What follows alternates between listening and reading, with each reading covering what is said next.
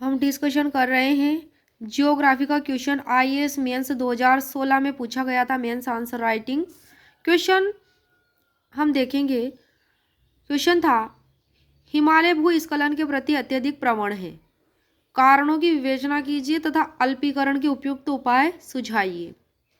ये क्वेश्चन था किसके प्रति? हिमालय भूस्खलन के प्रति अत्यधिक प्रवण है, तो हमें अल्पीकरण के उपाय सुझाने हैं। तो आंसर है भूस्खलन से तात्पर्य उस घटना से जिसमें भूमि अथवा स्थलखंड का कोई भाग ढाल प्रवणता या पृथ्वी के गुरुत्वाकर्षण बल के कारण नीचे की ओर खिसकते रहते हैं, ये प्रवणता है। तो हिमालयी क्षेत्र में भूस्खलन के प्राकृतिक और मानव निर्मित दोनों कारण हैं। प्राकृतिक भी है और मानव निर्मित भी है। प्राकृतिक कारण हिमालय भारतीय प्लेट और यूरेशियाई प्लेट की सीमा पर स्थित होने के कारण यहाँ भूकंप आते हैं और भूस्खलन होता रहता है। हिमालय एक नवीन वलित पर्वत है, इसमें उत्थान की प्रक्रिया अभी भी चल रही है। नवीन वलित पर्वत होने के कारण इसके चट्टान सुसंगठित और समायोजित नहीं हो पाते हैं, जिसके कारण भूस्खलन वहाँ से होता रहता है। कहाँ से? हिमालय से।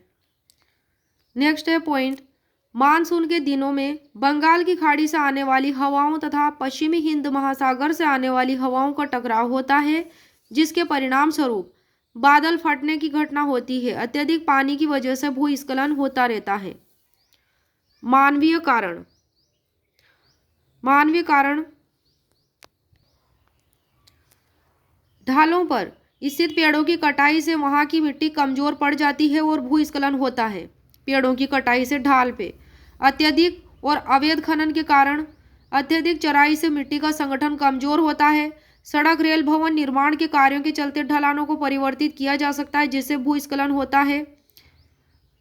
तो यह है मानवीय कारण जो भूस्खलन के लिए उत्तरदायी हैं। प्राकृतिक जनित भूस्खलन को रोका नहीं जा सकता, बल्कि इसके पूर्वानुमान लगाकर इससे होने वाली जान माल के नुकसान को कम किया जा सकता है।